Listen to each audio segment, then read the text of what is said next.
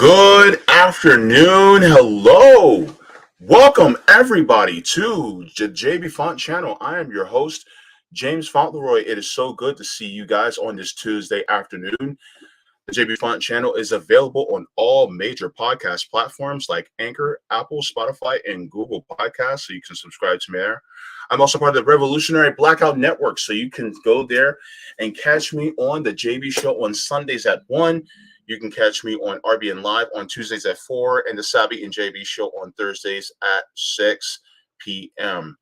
Also, if you are just tuning in and already like the stream, then thank you so very much. If not, then go ahead and take that beautiful appendage of yours that you like to call a thumb or a stylus or whatever you want to call it, and go ahead and press that like button. Get me out there in the algorithm, all right? So that my message can get out there a little bit more further. So thank you so much.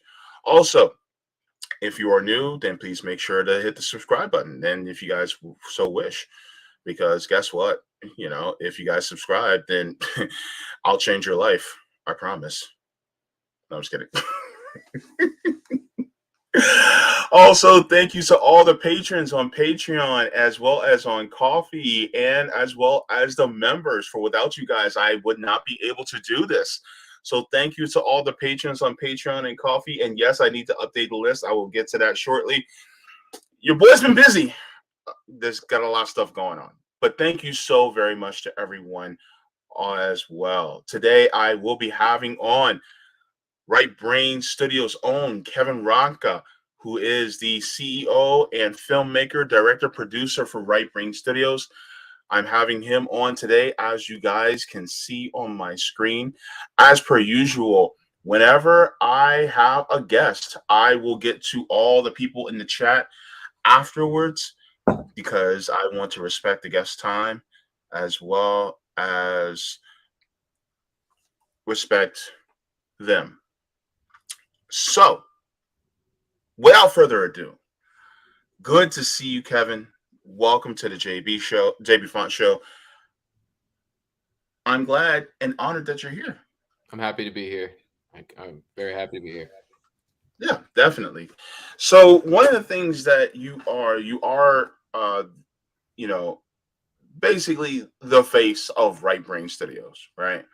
Right Brain Studios uh, prides itself on being a documentary studio, and as you guys can see, one of the latest documentaries that you put out was Death to America.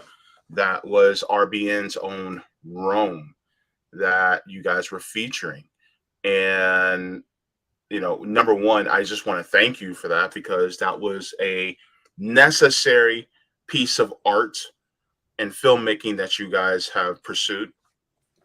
Thank you. But also, there's not too many, with the exception of somebody like maybe a Boots Riley, that is anti-imperialist, anti-capitalist filmmaker. And as far as the content that you put out in Right Brain Studios, it goes into that direction. And if you don't mind my asking, and I tell a lot of people this, that I'm kind of like the inside the actor studio for activists, advocates, and the like, is how did you get into filmmaking, as well as get into and and how did you evolve into where you're at now sociopolitically, in your mind? How did that develop over time, if you can give us that? Yeah, and I'm going to try to condense it down. So, in the most cliche way ever, I come from a loving family, but certainly wouldn't say it was a normal family. Clearly, you don't even need to preface that. Yes, I'm white and I'm privileged. And I grew up in a suburb that was definitely an underfunded school, but I would say that my struggles are minimal. But I was home alone a lot. I was home alone a lot because my mom married a deadbeat. She ended up remarrying a deadbeat, and she was working most of the time to support him and his failed businesses. And so I spent a lot of time alone, a lot of time in the basement by myself, and watched a lot of movies. It's like the most cliche story ever, but it's important because the Mhm. seed was planted at a young age that I thought just could recognize, as a 9-year-old watching Kubrick, that cinema was powerful. And what's interesting is that's where I feel like my film education started, but my education on the other side of what Right Brain does, which is the kind of films that we make, came from, I'm 18 years old, and at that time you hadn't had the digital boom like nowadays. Everybody has a camera on their phone or in their pocket. When I was growing up, if you Sure. wanted to be a filmmaker, you actually had to buy film. You had to buy 16 millimeter reels. I'm old enough where there was no digital camera boom where anybody could spend $500 and get as good of a camera as any. So it wasn't a fruitful conversation to try to say to your parents, I want to be a filmmaker. It was like, get a job that's actually going to be able to support yourself. Um, Hmm. so at the age of 18, with not a lot of options, I mean, probably did have options, but I ended up turning, as crazy as it sounds, to a life of crime. I'm not exaggerating it. I moved out at 18. I was living in my car in Philadelphia for about 6 months, homeless, and I sold drugs to survive. And I'm not ashamed of it. Not proud of it. I'm not ashamed of it. But the reason it's important is I think it was when I first started to realize the world that exists outside of the bubble I was living in, seeing homeless people, Ah, heroin addicts, seeing many people I know die at a young age because of the Sackler family. I mean, and the Sackler. So in a way, that's what really formed that level of empathy and understanding and seeing those kinds of things. But I basically, lived by any means to survive. And I almost went to prison for 15 years in 2007 because back then the mhm. drug laws were very different than they are now. And I got caught with a quarter pound of mushrooms that belonged to somebody else, and they were bagged up into eighths. And at the time, I didn't really understand how the police work. But this is interesting because this just shows you how much easier, I will say, and how unfair the justice system is. Now, I don't believe in the war on drugs, and I don't think anyone should serve prison time. But imagine if Sure. Rome got caught with a quarter pound of mushrooms, which is 112 Hmm. grams, bagged up into eighths. But just Hmm. imagine what that would be. But for me, um, I was able to plead religion, believe it or not, and beat the charges, which is absurd. But they couldn't prove that that wasn't something that, I'd given the whole hooker line that I was very interested in shamanism, which I look back now and I'm not proud of that. But at the time when I was Wow. 17 years old, which is 18 years ago, I didn't want to go to jail for 15 years. I was taking the blame for somebody else's stuff who was on his third strike and would have went to jail for a long time. So I fell on Yeah. the grenade, not realizing until I got to the police station what kind of grenade I fell on for this guy. It was like, 10 years, 15 years. I had 7 charges. It was really bad. So after that, my parents done with me. So I lived in my car, and it took about 10 years now, coming back to now being like in my early 30s, late 20s, that I ended up back at my mom's house. It was like I went out for 10 years, absolutely accomplished nothing, did things I'm not proud of, and was now living back at my mom's and just feeling completely ashamed. And I had a little bit of money saved up, and now I made the plea, can I try to go out and do something with this film thing? I still loved film. Even when I was homeless, I was still writing screenplays in my car, homeless. And they just, I think, were afraid that I was going to be dead or in prison if I didn't get the hell out of Pennsylvania. So I went to LA. And I honestly, I kid you not, I looked for an affordable film school. I closed my eyes and I just picked one with my finger. I knew nothing about any of the schools or what was good or what was bad. I had absolutely no resume. And I was lucky that they took a chance on me. So I got in my car. I got my dog. I drove all the way across the country to Los Angeles. I didn't know anybody. I was living in a motel for a while, and I was finally getting to do what I wanted to do. And so I told myself that I'm going to go for it. I'm really going to try hard. I'm really going to get my shit together because someone's taking a chance on me right now after all the fuck ups, all the things I did, and really, Wow. I really didn't deserve it. I felt like I didn't deserve it. And that really Hmm. played a role later in saying, okay, so what am I going to do with this privilege I've been given, this thing that most people don't get? I'm going to use that to help others. I'm going to use that to put other people on Wow.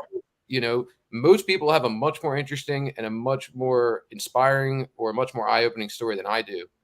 And most people don't get the chance I get. So, along the way, the first couple of years of school, I didn't do anything. My movies were terrible.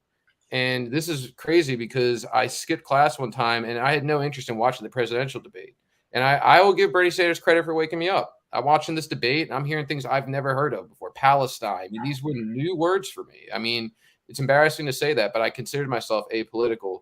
And it was like the first time I took acid. There was an awakening of like, wow, there's an entire world that exists that I know nothing about. And that's bad. I mean, that's not good. A lot of suffering and pain, and it destroyed a relationship. I mean, I got so obsessed with what was happening in Syria and these other places that, I mean, the person I was with didn't want to be with me anymore. I mean, she's like, we used to have a good time, like all you want to talk about now is Syria. All you want to talk about now is Palestine, or, civil rights issues and things like that. But this is the craziest thing. And this blows my mind, because it almost felt like the universe. So I've never done a documentary before. My work's not great. And I've had this new political awakening. I'm wondering what I really want to do with my life. I want to do film, but I cared less about film at that point, and these issues were really starting to creep in, and I mean, I couldn't sleep. And so I'm down to my last couple bucks at film school. I'm thinking I may have to drop out. I'm not sure if I'm going to be able to make it work with the prices in LA. And I was ready to drop out if I had to. And I come back to my apartment and I open my mailbox, and there's a check from Zack Snyder. It's like the craziest thing. Zack Snyder sent me a check for 15 grand. And the crazy part is, it was like, so I call my chairman. I'm like, why is Zack Snyder sending me money? Like, I haven't made no movies that are good. And he goes, it's a scholarship. And I said, yeah, but I didn't apply for it. He's like, I don't know. So I'm like, okay, I'm going to be really smart about this. It's like 15. It might have been 7K, but I was like, wow, like I can live off this probably. So I'm like, what do I do? Okay, I'm not going to go down the route I've gone in the past. I'm not going to do anything stupid. I kid you not. There's even an article about it. This is all can be looked up, but about 5 hours later, I'm in a casino in California gambling with a scholarship. I mean, it's just self-destructive behavior that I thought I had left. And I'm down to like my last $50. I've basically blown a scholarship that would have saved me. And I'm like, I'm kind of saying to myself, to the universe, like, if you could do, like, I fucked this up royally. Again, after all these years, I'm still the same mess I was. If you just give me one more chance. So I get in this last hand, and I get dealt ace. No, I get dealt jack. Okay, I get dealt 2 jacks. You don't need to know how to poker. You don't need to understand poker to understand that I end up, when the cards come out, I end up with a full house, jacks over aces, which is an exceptional hand. And I got about $50 left. And everyone at the table knows now that I've gambled with this scholarship. We've been playing for hours, and they're laughing about it. These older guys, like, this kid's a loser. I throw all my chips in and get ready to grab my coat and leave. And this guy calls me. And he has 2 aces in his down hand. So it's like a movie. It's aces over jacks full house against my jacks over aces, which is nuts. I mean, these are phenomenal hands, but I'm done. I'm beat. 0% chance of winning. And I get up to leave, and everyone's laughing. And while I'm walking away, I hear this sound like oh. And then I hear people start yelling, and the siren goes off. And they're like, dude, don't leave. What are you doing? And apparently there's something called a bad beat jackpot, where if you have this phenomenal hand and you lose to another phenomenal hand, you get this crazy payout, and so does everybody at the table. It happens like once a night. So this Swiss guy comes from the back room and writes me a check for like 12 grand. And I'm just like, this is our documentary. This is the money right here. And I went to my chairman. I'm like, I want to fly to Philly. I know the media is not going to film the protests in the streets during the Democratic convention. I'm from Philly. I know my way around there. Like, let me get the best camera guy I know and go out there and film this thing. And he signed off on it. He told all my teachers, like, he's not going to be around for a week. I flew to Philly with the best camera guy I knew, and we just caught everything. And it parlayed into, after that, we were sending the footage around trying to get someone to narrate this thing in time for the election. And we tried like Pam Grier. We had a long list of people we wanted to, Pam Grier was on there. And Viggo Mortensen is the only guy that responded to us. He did it for free. He really was this guy where he, I come back from class and I have a message from Viggo Mortensen. And he's like, I love this. Like he's a Green Party guy. He's like, I'll narrate this. Don't tell the union. I mean, it's a little late now, but that's where it started. Bright Brain started off of a gambling with one of the most Hollywood directors ever on a scholarship I probably wasn't meant to get. Won a random chance bad beat and parlayed it in our first documentary. Wow, it's kind of crazy. Wow, that's an amazing story. We and the crazy part is Zack Snyder ended up coming to my graduation. I had never met the guy in my life, and my graduation presentation was supposed to be a recreation of a ratty apartment that I had had a heart attack in on drugs, just to show myself how far I've come.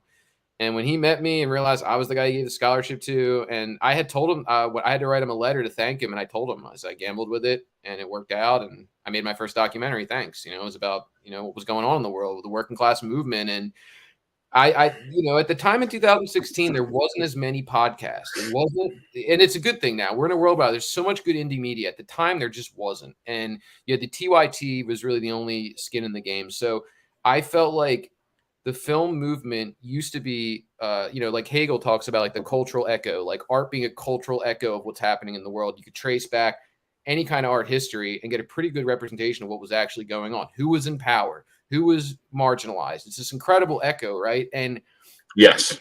film used to be a big part of that echo. If you go back to like Italy in World War II, you had a lot of anti-fascist, neo-realist Italian films, and you could really, if you go to Germany in the 1920s, you have right before the Nazis took over. There was even a film called, oh my gosh, it's blank in my mind now, but there's a movie that was actually predicted the Holocaust. It was made by a Jewish guy. It was a dystopian silent film about Jews disappearing in the city. It's called City of the Jews. Wow. And so like you can look back at film and you can bridge history together. And the sad part is it just didn't exist anymore. And that's why I felt like it was time to make documentaries, because the industry has become so homogenized and so tied to the political elites and the political establishment, because they get tax breaks and it's beneficial to have politicians on your side. And Comcast has taken over HBO. But the problem with that is kind of like what Upton Sinclair said, which is when the people who are supposed to, like journalists and filmmakers, diagnose a lot of the society's problems, are being paid by the people who are causing society's problems, you're not going to get those diagnoses. Those issues are just going to fester. So I felt like all the luck I've been given and all the second chances I've been given, the very least I could do is pledge that I'm going to use that position to put other people on camera, because we don't get our inspiration from like Martin Scorsese or Steven Spielberg. We get our inspiration from Julian Assange, John Pilger, working class people, labor workers. Those are the people that inspire me to make films, not, Steven Spielberg. You know what I mean? Mm-hmm. Yeah, that is wonderful. And because of your dive into the world of those of us who are disenfranchised and experiencing it yourself, you were able to see firsthand how it was. And then it opens your eyes like, holy crap, this is going on with all these different types of people. These different groups are being disenfranchised. I have to do what I can to document this so that people really see what's going on. People who may have been in a bubble like me, and then I can show them, no, this is how the world really is. And it's not necessarily because they chose it, it's because this is a system that's built and they're just in it. So I think that's one of the beautiful parts about your story, is that about your history, is that you are actually taking that and really broadcasting it out. And I hope that there's a lot of people out there who will actually see from a more privileged lens that no, you're just doing well in this system. Here's all the myriads of people that are actually doing horrible by us, even though you're doing well or you're doing okay. Absolutely. So, yeah. Absolutely. I mean, for me, it's like nobody wants to be, for me, an issue that touches real close that we've done films about is addiction. Nobody wants to be a heroin addict. No one wants to be, maybe someone might say they want to be a gang member, but the experiences that I've had is, I think if people had a choice and had options, I really don't think people would choose that. I don't believe that people are inherently criminal. I don't think that I think that and in some ways it's a choice, in some ways it's not. I think that you leave people not a lot of options. What is amazing to me is how few people realize that in areas where crime is the highest, is in areas where poverty is the highest. What a coincidence. Yeah. Like, look, if I had nothing to eat and someone's walking down the street with $400 headphones on their ear, who am I to say what somebody should do if it's life or death, if every day is life or death? And it's the people who are putting people in positions to make those life and death decisions that I put a lot of blame on. I think film is an incredible tool that I'm not seeing used as much as it should be. A camera is like a weapon. It even used to look like a weapon with the gun and the trigger. If you look like an 8mm camera, a gun is meant to take a life away, and a camera is meant to capture life and carve it out into cellophane and It's this kind of magical thing, and it's just a shame to me that we're not seeing more people because everybody's afraid. I was in the industry, everybody's afraid. I'll tell you something. Boots Riley, I shouldn't say this. There's a good chance Boots Riley's seen the Death to America trailer. I got reached out to by somebody recently who knows him personally and said that I love what you guys are doing, and I sent him the trailer. I don't know if he watched it or not. And beyond him and a few people, but I was sort of told by this person, you're not alone. There are people in the industry like you that think like you. We just can't be out about it. It's very much the McCarthy era where, I lost my job for voting for Bernie Sanders. They're purging anybody.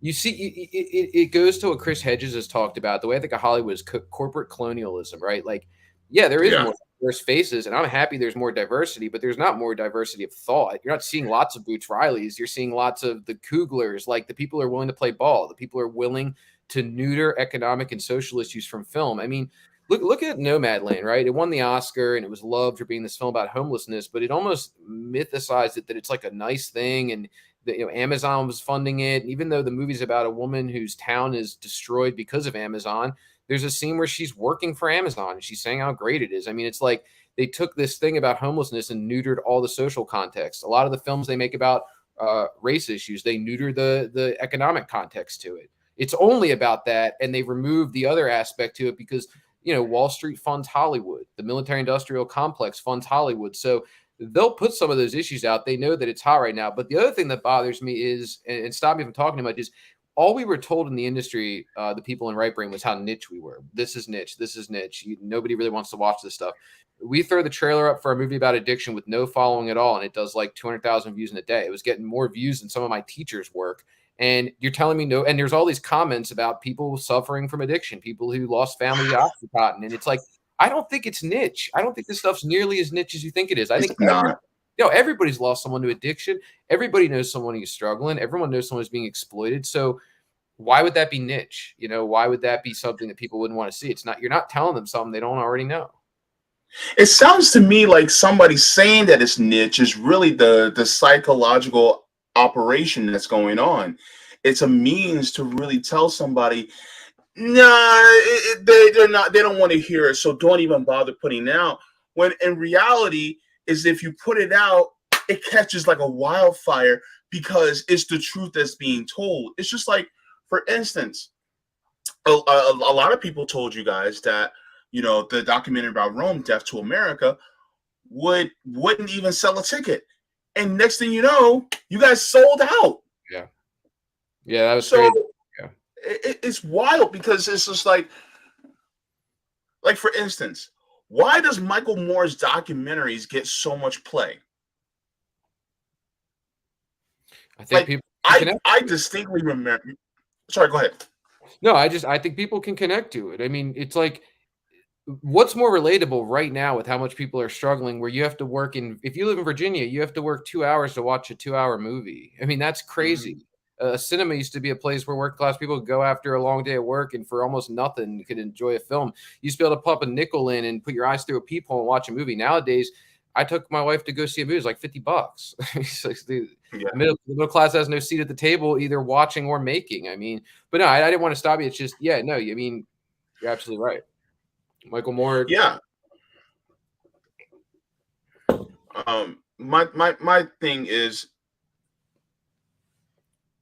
and I think this is something that you and I definitely have a lot of overlap of understanding, is that art is consistently used as a revolutionary act. So when it comes to filmmaking and what you're doing, just by going to the hood and getting the perspective of people in that area and barely doing any editing and showing it damn near raw footage, you're really just doing a revolutionary act by putting it in front of people who don't know what's really going on or have not much awareness. And then you're saying, this is the system that you're anesthetized to. This is the system where the same people that you may praise and vote for, this is what they're doing to these other people over here. And I think that is what is powerful, because there's power in art, there's power in expression. And I think that's the power behind people like yourself and Right Brain, which are pushing that forward. And I think that more people are starting to pay you attention. I'm going to be honest with you right now. You're going to get more attacks. That's just the name of the game. Yeah, we've been getting them for years, man. I mean, we lost jobs. We had a Netflix project that got squashed. We've been through the ring very hard to get employed.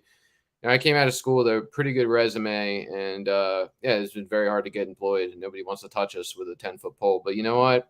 If that's the cost to it, I think the idea of Right Brain was, and honestly, Right Brain used to be bigger. We used to have like 10 people, and there was a certain point we decided, like, all right, do we make a YouTube channel? Do we do this? No festival will take us. And it got to a point where I was like, we agreed to make a website where it's just membership and audience driven, and we don't have to be under any censorship or strikes from YouTube. And the idea was like, if you're going to go with us in this route, this is where we're going. And if you don't want to be a part of it, I understand. If you think you're not going to be able to get a job anymore, you think you're going to be starved out, I get it. You got to make your ends meet. But for me, I'm the kind of person, I guess I'm extreme in that way. I was like, the more they don't want me to go there, the more I want to go there. And I'm willing to torch everything that was back here and go down this new path. And the website was built with the idea, like, is there still an underground in film? Is there still people willing to make work that shatters stigmas and challenges things and makes art dangerous like it used to be, where it says things that are uncomfortable?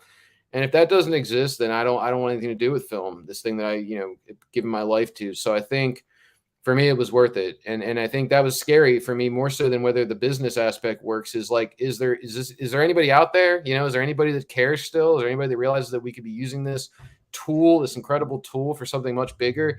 And we've been really encouraged by what we've been seeing, and we welcome all the hate. We don't really give a fuck. Somebody called us like white brain the other day. I think we'll even be mutuals with you, like for talking about people going to the rally and supporting the rally. And we really don't give a fuck. They're saying that we're white and we're privileged. Well, 2 out of 3 of the people in Right Brain are married to women of color, and we absolutely listen to women of color when they have something to say, and people of color, and we make work with people, all different kinds of people. And what we've learned in that process is everybody has a different perspective. Even people in marginalized communities often sometimes have different perspectives. For some people, the rally was a white nationalist rally. For some people, it was like, this is the best we're going to get. We may not agree on a lot, but I don't want to be killed in a mushroom cloud.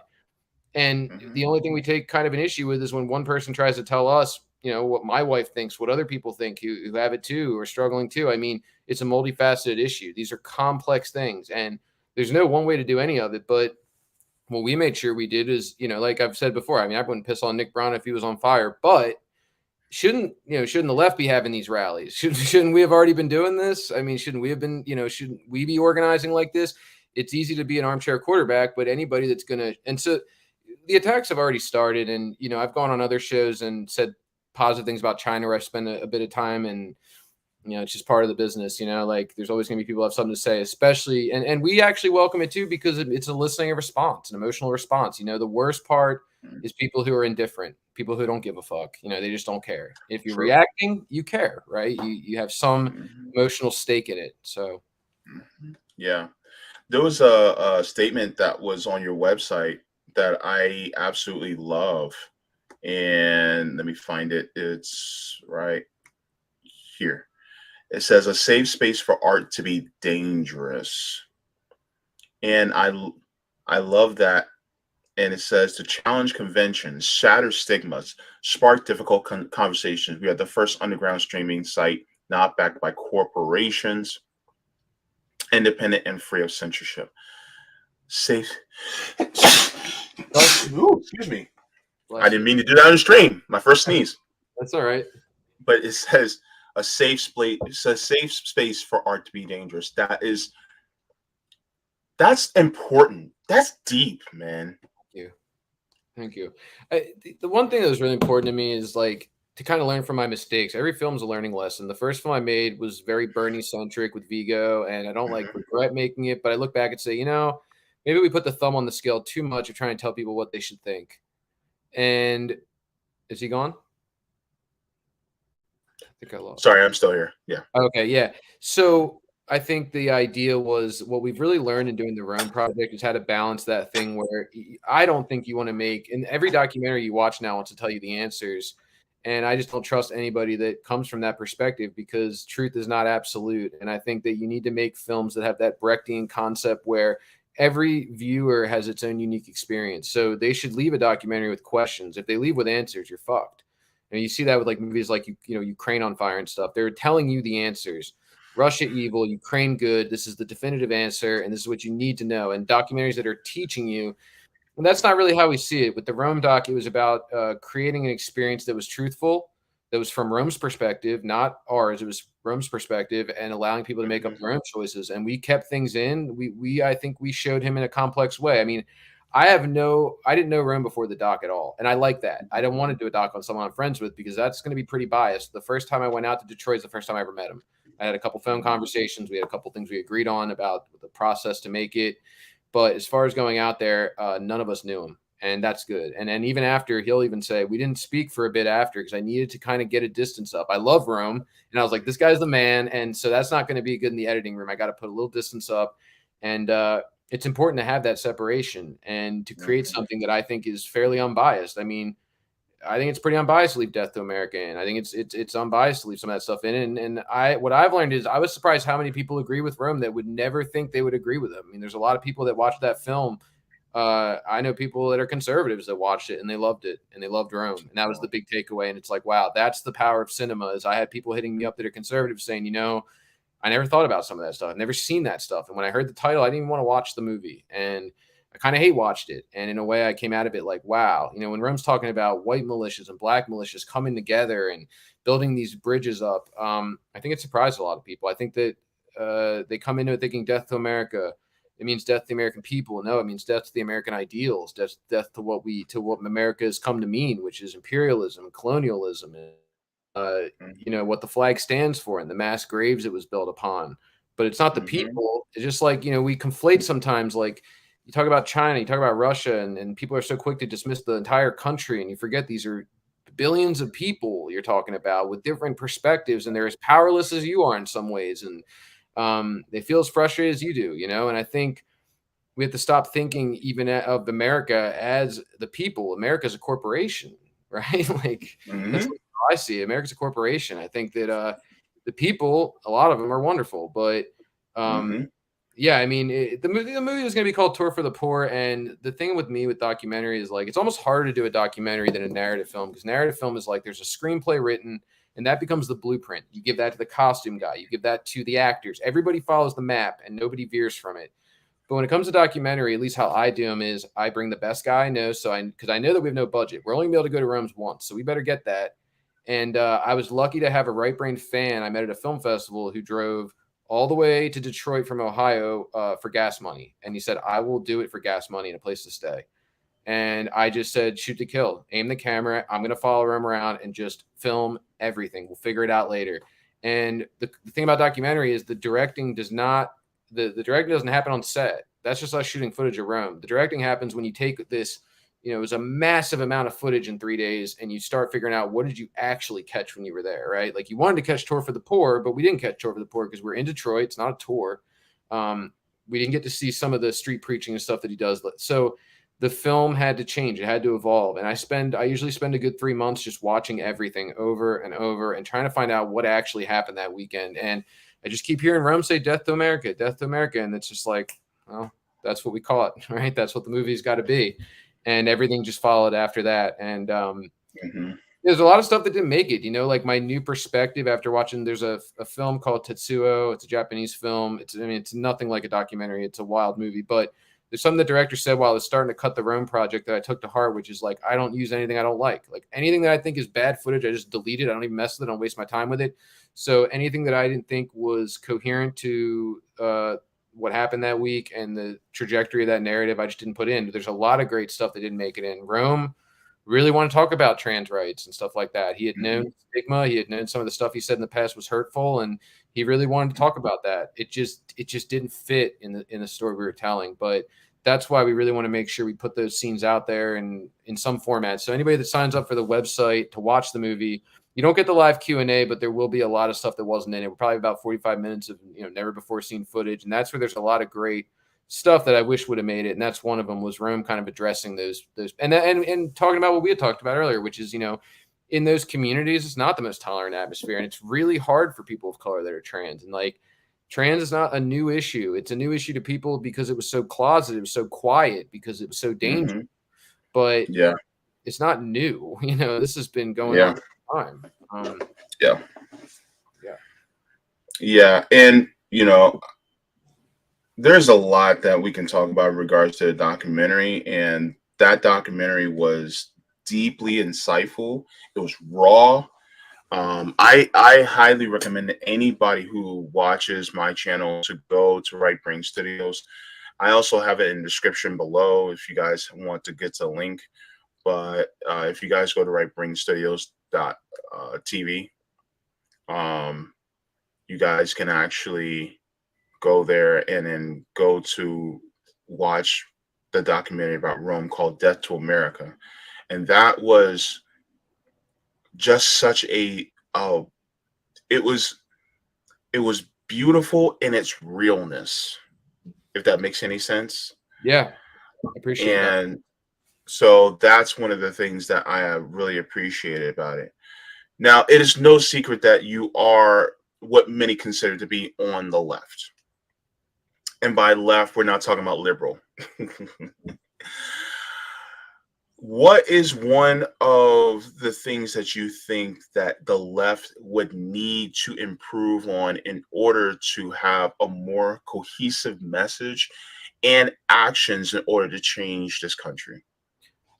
It's a good question. And I want to start by saying, some of the members of the group consider themselves Marxists and some of them don't. And I want to be clear, Right Brain as a website completely ignores the left-right paradigm. But for the sake of discussion, we'll put the paradigm in. But we tend to say we're anti-imperialist because we want to let people know everybody's welcome on this side. I don't care if you're from Russia. I don't care if you're from China. I don't care if you're from the left or the right. We've had conservatives come on the website, liberty. Anybody that wants, art has no borders. There's no gates there. This is the one opportunity with art where there's, it's the only part of the world where there's no man-made borders and we can connect from different perspectives. But for the sake of the discussion, I consider myself anti-imperialist and I consider myself, I would say my politics skew to the left, labor rights and things like that. And not big on programs to help people and all that kind of stuff. I think my understanding of that paradigm just shifted a lot as I've gotten older and started to wonder, what does the left really mean? Because you see a lot of people that say they're left, and it's like they're not doing any of the things that history's shown us that the left would need to do. Like, we've already seen that they're going to put their thumb on the scale every election. And, Bernie was one of the most popular politicians in history. Now they're trying to do a Marianne Williamson thing. And it's like, we're going to need more people. Now we got to go after people, you should go after people that don't vote. But, for me, one thing I think is to completely reject the two-party system. I know it's scary. It's scary to vote outside of that in an election where LGBT rights can be on the line. I know someone could say you're privileged, but you're really, it's a Band-Aid when you think about it. You're talking about a party that's leading us to a nuclear war. So you might have abortion rights for a year, and then when you're vaporized in a nuclear holocaust, it's not really going to matter, is it? So this is a precipice right now. And the other thing is, the third parties are never going to have a shot if every election it's the same through line of like, oh, if you don't vote for this, you're a fascist and you're aiding this. And it's like, when is third party ever going to get the 5% they need to get funding? When are they going to be able to get on a debate stage? Like, you have to build it. Anything that's worth doing is going to take some time to build. But I think the left, I think they do need to be more welcoming of outsider people they don't agree with. We need to come together on things we do agree on. This is a time right now with how much poverty, where you're starting to see people from different political aisles who have voted, who have had to choose between the two-party duopoly and maybe chose different than you did. But just the same way, somebody will vote for Joe Biden because they think he's going to be more friendly on LGBT or a couple things. But he may kill, he may cause people to die in Palestine. He may cause people to die in the Middle East. He may coup countries and cause destruction in his wake, but he will give you what you want. Those same people on the other side are in an impossible situation where they're like, yeah, Trump is probably going to be doing this and this. It's bad, but he's going to do this thing that I like. And we have to completely break that idea of the lesser of two evils. Evil is evil. Mhm. There's no lesser of two Yeah. evils. If you vote for Joe Biden and he gives you LGBT, somebody else is going to suffer, and that's probably going to be the Palestinian people. But then I think that the left as well, I mean, the infighting is just out of control. I love the sharing of ideas, but like, talk about a cultural echo. I mean, a lot of left media or even independent media has become a lot of just sniping over things that are, it's great to share ideas, but that's not like really what I see. I see it's like sniping over things like, and you see channels, and I will say you see channels like the Vanguard. And to me, those channels are kind of representation of capitalism, because when you're paid for clicks, you're going to do things for clicks.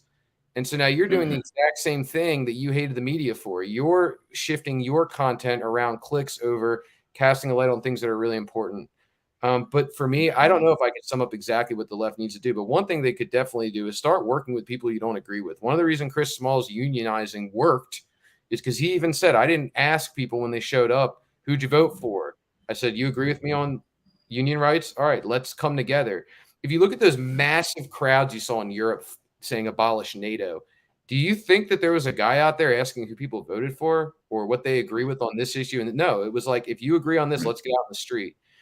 And for me, like, if you can't do that, if you can't sit with people you don't agree with, we're fucked. I mean, we're fucked. Yeah. I'll put it to you like this. There are many people who had varying differences of opinions during the George Floyd protests. And yet it was the largest protest in the streets that we've seen in American history. That it's so big that it reached out to different corners of the world. The only gripe that I had with the George Floyd protest was, number one, they did have a demand and they did have the numbers, but they did not punish, and they weren't willing to punish the powers that be for not adhering to the demands that were made. That's the one thing. But at the same time, you still had a lot of people who may have had varying different types of opinions. And the goal of being able to come together on this singular issue is that a humanizing takes place. And what is that humanization? That means there may be somebody who has some problematic views. Let's say I'm a gay man. Somebody may have some homophobic type of ideology within them.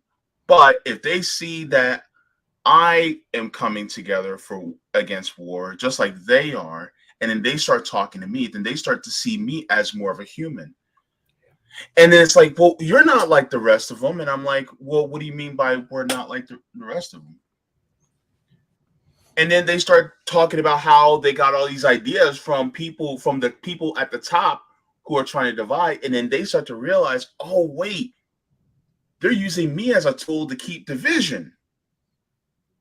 And then they start to realize that some of these differences are really a divisiveness in order to keep us divided, so that we don't actually go up against the establishment, because the establishment is what's really keeping us apart, so that we don't come together. Because look, I'll put it to you like this way. If I put two fingers together here, not that much power. Two fingers together here, not that much power. I can put the thumb and the index finger together, that much power.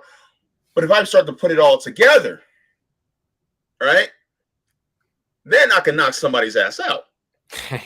So the thing is that we have to get to a point where the pinky doesn't do and has the same type of effect or power as maybe an index finger or thumb. But as long as we can come together on the things that we agree on, then it can actually have power. One of the reasons why we don't put up one finger when we're marching, we always put up the fist when we're marching, is because the fist is what's powerful. I love that. I love that. It's a better way of saying the old thing of what's better, what's stronger, 5 armies or 1 army. And most people say 5, and the answer is 1. 1 united army or movement over 5 different staggered movements. 1 movement over, like you said, unifying, coming together. I think that's it's a very apt way to put it. I mean, it's like you said, if you do get out there in the street with people you don't like over something you do agree on, like you said, they're going to be like, wow, I thought that you were someone I couldn't agree with. That maybe I need to relook at some of that stuff. And we've seen it with our film work. There's like the Rome doc. Mhm, It's like, wait a mhm, minute, maybe I was wrong because this person is speaking to me. Rome didn't have to say that he wanted to come together with white militias, some that might be racist. I mean, that's shocking. That was shocking for some people that watched it. And I'm sure some mhm, people didn't like that. But I think some people, not even racist people, just, I mean, people who maybe don't think they have a lot in common with Rome might have said, wow, wait a minute. mhm. Maybe I didn't look at this as closely as I should have. And like you said, maybe that human, I think it humanized Rome a lot. And so at the end of the day, this is a Yeah. person. I mean, the tactic of dividing, I mean, you even think right after slaves were freed, and we're trying to integrate back into a society that had largely rejected them and sold them as property. It was very common before Jim Crow divided people up for people Mhm, who, at that time, I'm sure most people were fucking racist, coming right off slavery and what that mhm, connotation was and what that the sort of cultural consciousness of that was. And mhm, society is fully dominated by white people. I'm sure seeing people that were former slaves moving in that were once property, initially, I'm sure, and even now we see it, but what was mhm, powerful was at that time, if you look at history, there was a short period where people who were formerly slaves and working class whites realized that if they came together, they'd have all the voting power. You combine these mhm, groups and you can basically run the table. And for a while, they did. They were voting people out left and right and putting people in power that mhm, were going to be best for them because what they could agree on was they want to feed their families. They want to have a mhm, place to put their head at the end of the day. These basic survival needs that we agree on. And it took mhm, Jim Crow to start dividing people up and saying, like, they needed to divide us up because they don't divide us up, they're fucked. I mean, that's the mhm. only thing. That's the last gasp of power that these people have is the media and Yeah.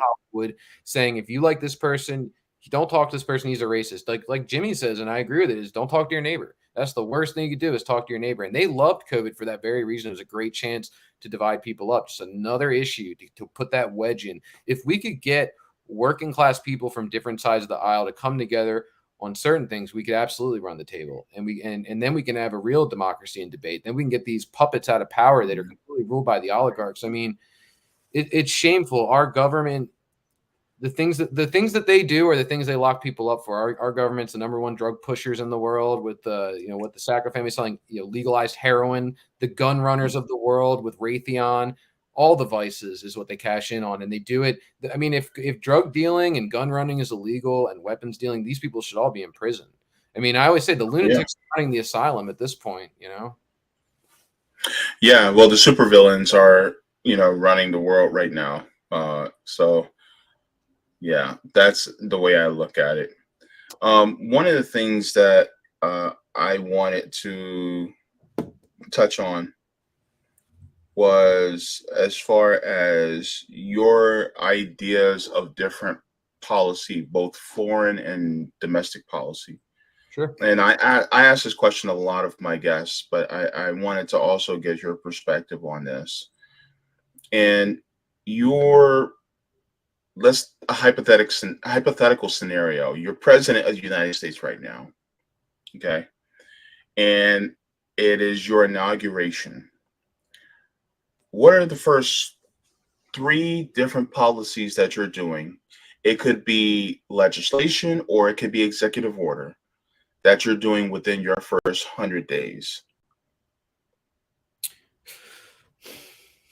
We're abolishing NATO. We're leaving NATO. Oh, okay. NATO's done. NATO's off the table. We're taking our bases out of other countries, and we're going to Okay. start leading by example because you always see like, oh my God, how do we have so many mass shootings in America? Mm-hmm. Well, we're doing mass shootings all over the world. The military are nothing more than a bunch of mass shooters. It's like you wonder how it comes here. I mean, we are a country funded by war and violence.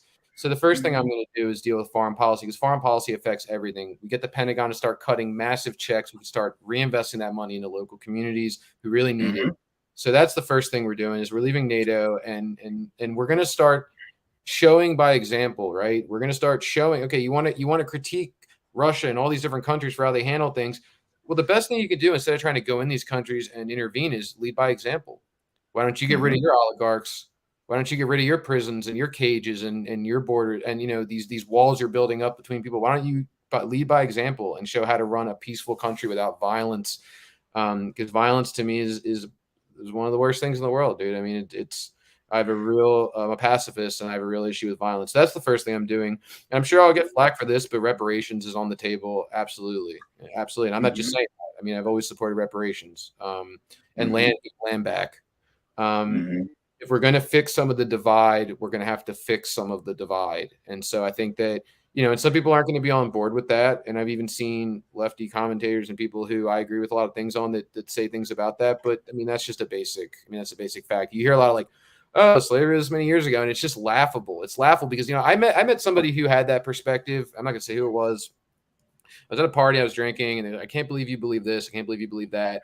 They're telling me, like, don't you think you should be the best guy for the job and this and that? Like, why am I going to go for a job against somebody and they're going to get it because of this or that, the color of skin? It's like, and I was like, it should be the best guy for the job, but you go to a private school where you have all the newest computers, and that's supposed to be fair to be against someone who's using 8-year-old textbooks and doesn't even have a computer. That's the playing field is not fair. And if the playing field was fair, I would totally agree with that. But the playing field has to be fair for that argument to make any sense. And the playing field has been long gone for a while. I mean, when were Black people even allowed to vote? I mean, look how much oppression's been happening for how long, and you expect that the times are just going to work themselves out. It just doesn't work like that. So that's I mean, when it comes and then healthcare is a right, not a privilege. It's unconscionable. People will put a middleman up. I mean, it's like the days where it's like, if I could buy weed from you, right, why would I go through somebody else to get it? It's the same thing with the medical industry. Why do we have to go through an insurance carrier? Why do we have to go through a middleman to get life-saving healthcare? In one of the most advanced countries in the world, where California has the 5th largest economy in the world. So yeah, those would probably be my things. Healthcare is a basic right. Reparations, because I think if we are going to build bridges up between different people from different walks of life, we're going to have to right some of the wrongs. And I don't know why people take it as a personal affront when you talk about reparations. No one's saying you did it, but I mean, you get, all this money is going to all these things that, the municipality, in theory, the social programs, I believe in all of them. Unfortunately, the money's not making it to the program. So when people tell you like socialism doesn't work, look, it's like, yeah, because the money never makes it. It goes through 5 different hands and 6 different committees before it gets to the school. And what's left? So, and then you see it with the veteran, the veterans money we found out wasn't really going to the vets. It's like, don't blame socialism. Don't blame social programs for the fact that people that are supposed to be divvying that money up are keeping it for themselves. Blame capitalism. That's why it's not it, right? It's like, it's sad because I was telling Rome this, with what we know about science, even socialism and even communism is actually more at front with what we know about what we are, which, we know that molecules are so small we can't see them. And we know that, and I use this metaphor, which I've seen before, which is like, astrophysicists will tell you, when you watch a boxing match, right, you have the audience, you have the ring, and you have the boxers, these 2 guys fighting. Those are not the audience, the boxers, and the ring. Those are one thing, right? The molecules are connecting, and you are seeing one body experienced from different perspectives. You and me are one. We are all one. Experience it through our individual vantage point. So capitalism is almost like one connected body of molecules eating itself, fighting against itself. Me fighting this guy. It's a cancer. And but really we are one. And that's why communism, socialism makes sense to me. It's actually very scientific in that way. We are one, and what affects this person here affects me. You drop a drone all the way over here, it's going to affect people over here. It's going to come back. And I mean, it just blows my mind. And that's why with Right Brain TV,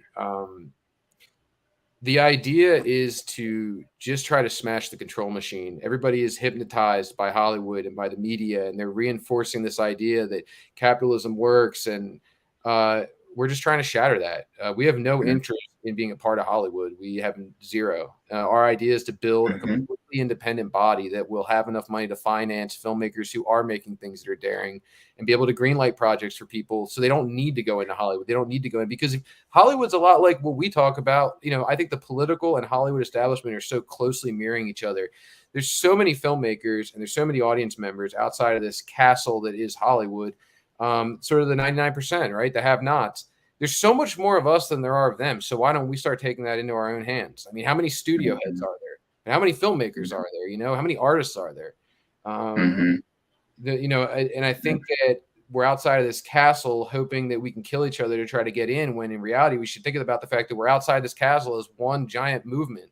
And I feel that same way about the political state. And I think that's why film is probably the best art form I can think of right now to kind of challenge that. And I think anybody, you know, now that we all have like a phone in our pocket, a camera in our pocket, everybody should go out there and make films, make art, use art as a tool. It's not going to get you any jobs, no, but if you can wake up even one person, and that's why I showed you that They Live clip is like, you know, there's this long fight scene that everybody laughs about and They Live. It's like kind of like Notorious, where it's just like a never ending wrestling match between these guys. But it didn't hit me until I watched the movie recently that it's like, that's how it feels to wake somebody up who's been brainwashed. And you can't get them to put the glasses on. You're like, dude, the idea of their entire worldview shattering, especially if they're doing well. You look at the, you know, like I had a friend from Lithuania who stopped talking to me after the Ukraine stuff. He just, you know, he's really mad that I won't support the war. But he was saying to me, oh, I hate Russia. You know, my grandfather was locked up. And I hated to say it to him, but I said, so was your grandfather doing good under fascism? Well, he was, you know, he was good before Stalin. Okay, so he was doing good under an empire, under fascism, while everybody else was suffering. Well, yeah, when the government gets overthrown, not to be rude, but what do you think was going to happen? If he kept his mouth shut while people were suffering and being slaughtered and being exploited, when those people take power, I mean, you may not have a place in that society anymore. You saw with Castro, once Batista was out, a lot of the people that did great under Batista were so upset, you know? I think cinema is really interesting to me because cinema is a language. That's why I think it's one of my favorite arts. It's a language. Right?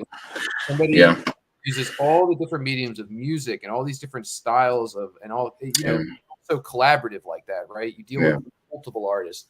And if you look at it, you know, and if you recognize cinema language, which I feel like people have lost, you can actually see people who were filmmakers that were like-minded like us hiding messages subliminally in films the same way Top Gun will hide its subliminal messages. Like Scarface is not an action movie about how cool it is to be a gangster in capitalism. It was made by Oliver fucking Stone wrote that movie. I mean, oh really? Oliver Stone wrote it. He wrote it on a cocaine bender. But the crazy part about it is a lot of lines people don't notice that if you go back and watch Scarface, you will notice, which is like one of the first things they hire Tony Montana to do when he gets off the boat in Miami is to kill a communist. He's supposed to kill one of Castro's guys for a green card. And he says this line, which, you know, Oliver Stone knew what he was doing. He says, I think he says, kill a communist for money. Or no, he says, kill a communist. Great. You know, kill a communist for a green card. I'll carve him up real nice. Meaning like, I'd love to kill a communist. And the crazy part is he keeps referencing, like, if I didn't move to Miami, I'd be in the fields fighting Castro's war. But where does Tony Montana end up? Getting mowed down by guerrilla-esque figures in Miami in a mansion. You know what I mean? It's like, had you just stayed in Cuba, you'd probably have been better off. You ended up getting killed in Miami, of all places, in a capitalist nightmare, trying to buy into this idea of all he wants is money, power, women, and he ends up just murdered, eaten by the wolves.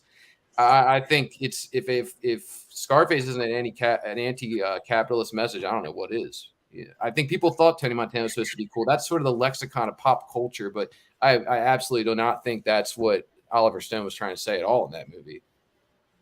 Wow.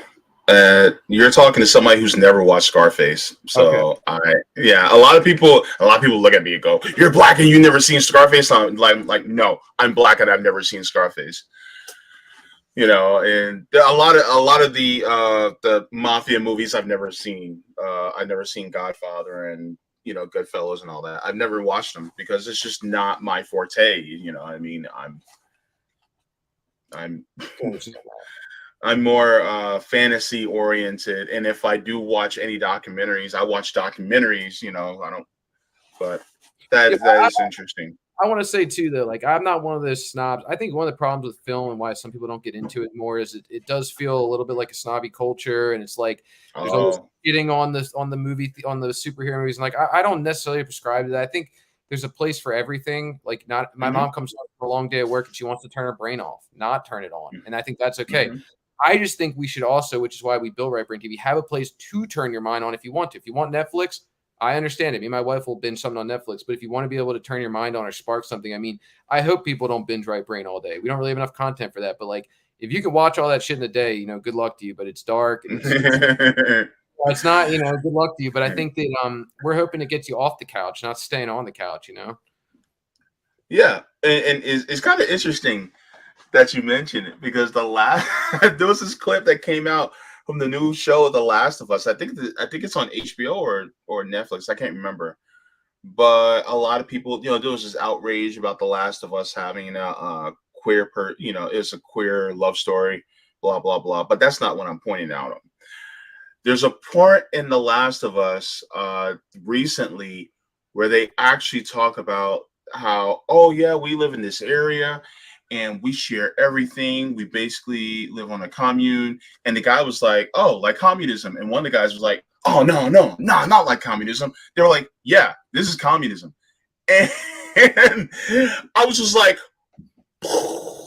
literally on a streaming platform showing communism in a positive light on a very widely loved show right now that's going viral.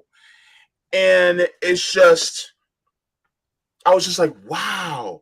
But the thing is like, and going back to what you were saying, like I love documentaries.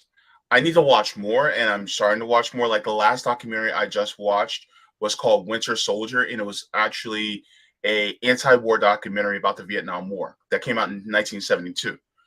And so that broke my heart. I covered some of that with Zoya on RBN on Sunday, but there's a lot of different perspectives that you can get from watching these, but at the same time, yeah, I like my fantasy stuff. Now, having the mind that I have, the anti-imperialist, anti-capitalist mind that I have, the anti-colonialist mind that I have, I saw, Black Panther Wakanda Forever, and I was disappointed because I'm just like, man, you guys really just like Coogler is definitely not a Boots Riley. It's a shame too. If you look at his history, it's such a shame they neutered that guy. He started off with Fruitvale Station. I mean, what a phenomenal movie about a shooting by a cop of a young black man. That's where he started. This indie film that was a little controversial at the time and very powerful. And look what he's done. They've completely they always bring those people into the system. They're like, wow, he's getting attention for this movie about some racy issues. We're gonna bring him in and we're going to give him a big paycheck and we're going to give him power and we're going to slowly move him away from that. And that's what's happened with him. But yeah, I think superhero movies and fantasy is a great opportunity to bring up social issues because it does it in a very, it can be provocative, but it doesn't feel as direct. And that's actually almost more powerful, which is why we'd love to get into narrative documentary. You go in knowing, this is going to try to bring up some really uncomfortable issues, but in fantasy, you have this opportunity to make them a little more palatable. You're bringing them in under the guise of something that's a little more welcoming, but you can still make that point. I think there's an opportunity in those films to make just as strong of a point. I think narrative films can be as powerful as documentaries. Let me ask you this: do you think this is why the original trilogy of Star Wars was so powerful?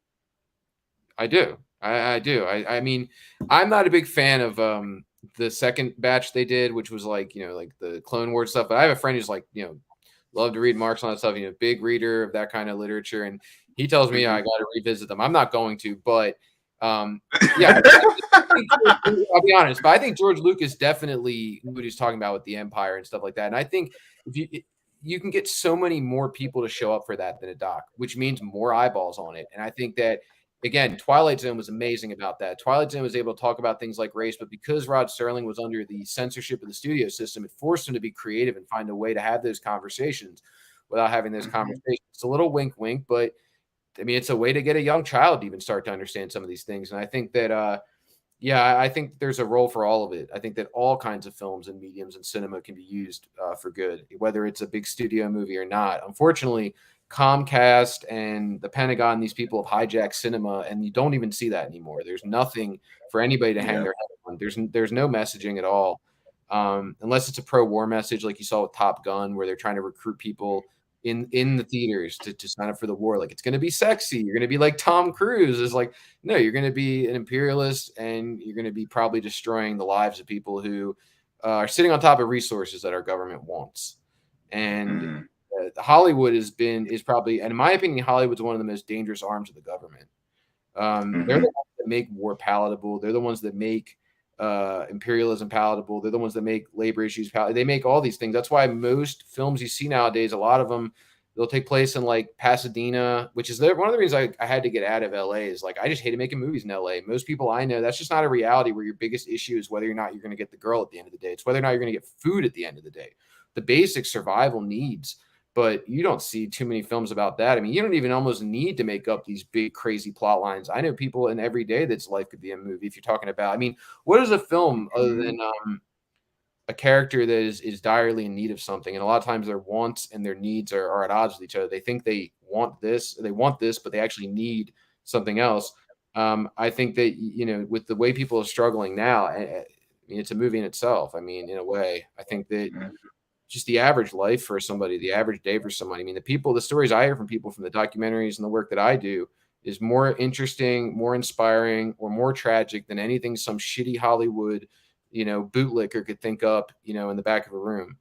Um, I mean, it's sad too, because Marxists and leftists had a big place at the table in cinema, and gay Marxists and leftists used to have a huge place. One of the biggest filmmakers in Germany of all time was a gay Marxist named Rainer Werner Fassbender. He wasn't the nicest guy in the world, but almost all of his films were speaking to some really heavy issues, and he was the most popular filmmaker at that time. It'd be like if there was a gay Marxist filmmaker right now in Hollywood making stuff directly attacking the establishment and imperialism, and they were the most popular filmmaker in America. That's what it'd be like. And it's like, you don't even have that anymore. I mean, there's really very few people fighting for our side. So, and I wanted to say one thing, because somebody did leave me a comment. I think somebody through Rome signed up for the website, and they were like, you know, I don't know where to start. It's a little overwhelming.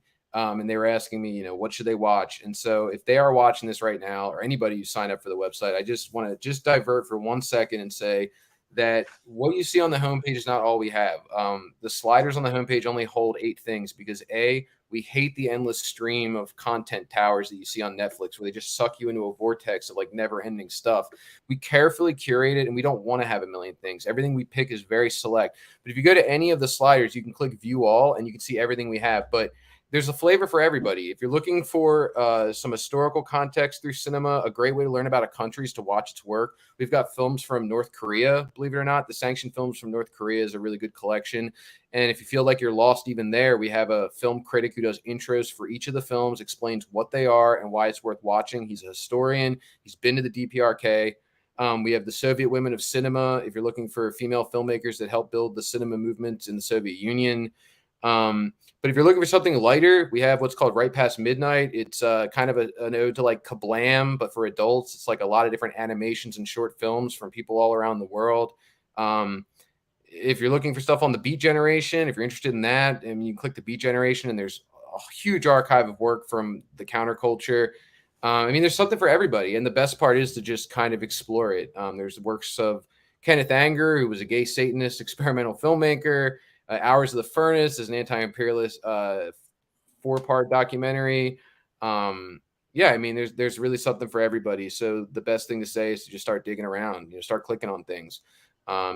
A lot of people don't know this in maybe this circle, but the film that really got us off the ground wasn't the Bernie doc. It was the second doc we did. We basically found this guy on the internet.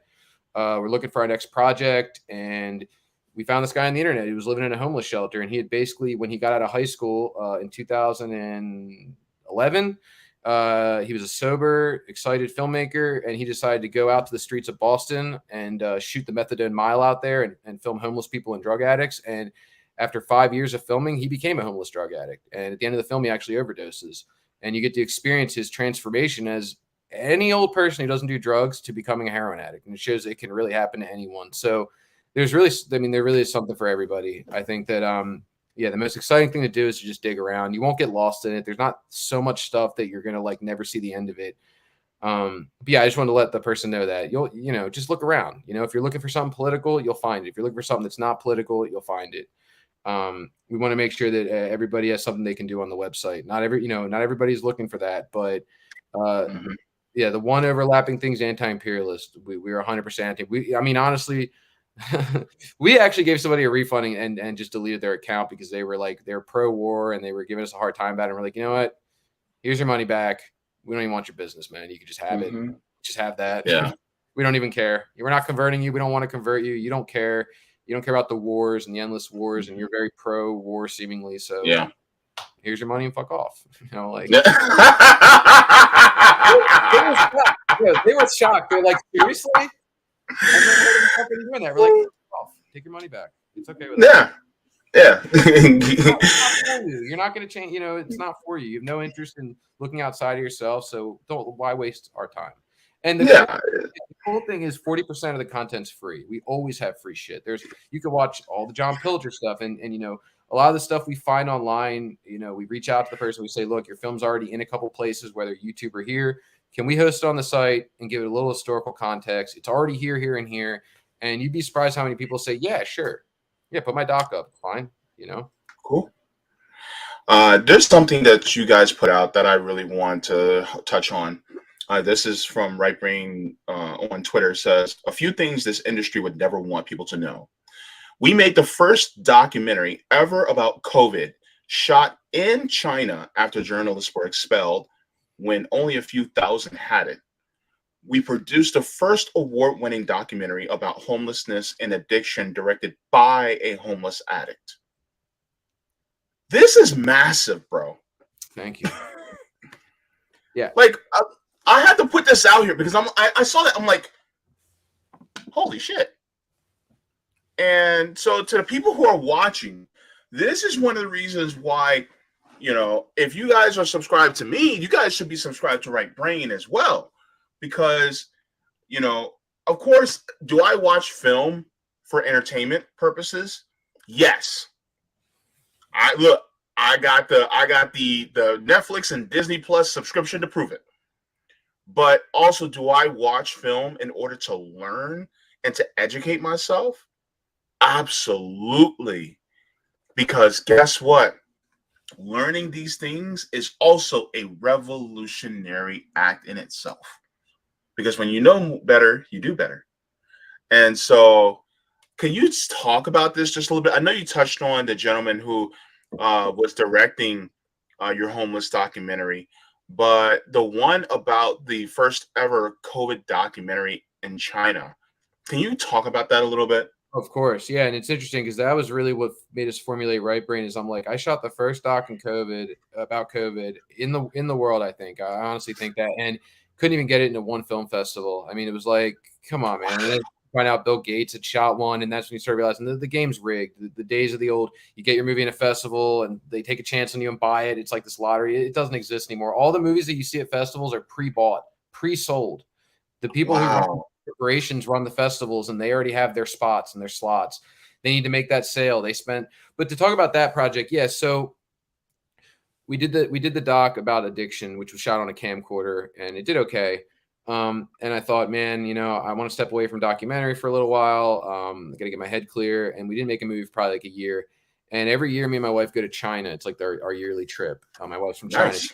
Yeah, she's from a part of China called Foshan, which is a very south. It's like right by the water, all the way the opposite of Beijing. And the Chinese New Year is a really big deal because Chinese New Year is where like everybody travels. It's like our Christmas, but it's big to travel and for the family to get together and go on a vacation. So I was super psyched for this trip, and I decided to bring my camcorder I found in the basement and some tapes. Now, the thing about tape instead of digital is like there's a limit, right? Like when the tape runs out, that's it. Unless you rewind and record over stuff. You don't have a hard drive which you can shoot a million shots. Excuse me. Mm-hmm. So I brought the tapes, and I'm like, you know what? This time around, I want to shoot my wife's family and have that be something she can have as sort of a home movie. I wanted to make a little thing cut together for her because she only gets to see her family once a year. So we get to China, and her dad has the map out, like where are we going to go? Are we going to go to Japan? We're going to go to Korea. We're all excited, and I'm starting to hear he mentions a virus. And I say, oh, this is crazy. So I said, I asked my wife's dad if the grandparents are going to come on the trip. And he goes, no. I said, why? And he said, because they believe in something called Yang Metal Rat. And I had no idea what that was. But essentially, it's going to get a little confusing. I'm going to do the best I can. So in China, there's 5 seasons. I think one of them is called late summer. So they split summer in half. So you have 5 seasons. And then every other year in China is considered yin. And the next year is considered yang. And then yin, and then yang. And there's all kinds of, philosophy behind what that stuff means. But then you also have the elements, right? So you have 5 seasons and you have 5 elements.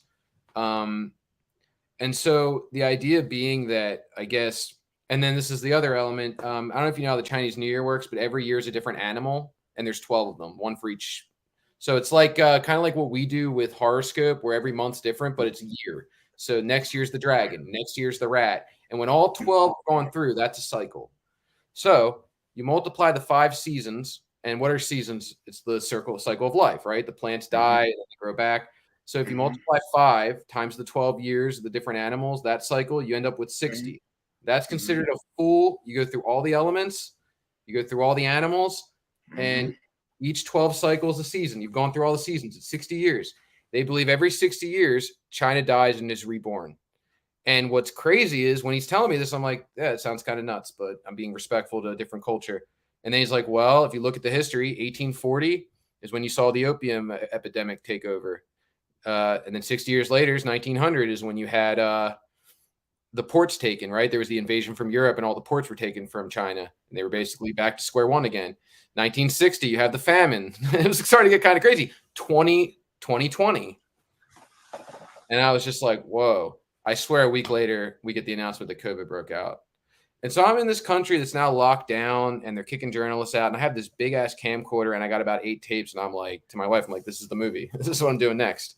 And I just went out on the street and started filming all of it. And I didn't know if it was going to be a small thing or a little thing, but with SARS happening, it had, they got SARS really bad here, not as much, but there it was brutal and everybody was really scared. And I wanted to do a film that wasn't political. I just filmed people on the street. And I was amazed by how similar people in China are to us.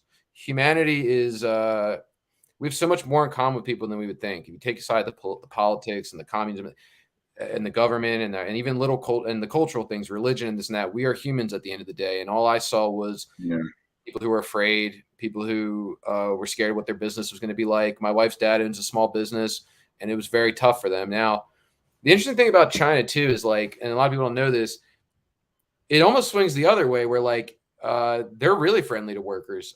My wife had to, her dad had to pay all these workers, even though his factory was closed, and it did irreparable damage to the company. And he wasn't, he's not some huge rich guy. It was very hard for him. But on the other end of it, here, labor's exploited. They're a little harder to run a business. But again, if you can't pay a living wage, but there they had to pay like for 2 months, they had to pay their employees with or without any kind of income coming in. So, yeah, it's very different there. But yeah, so I filmed all of it. I came back, and then my dad died.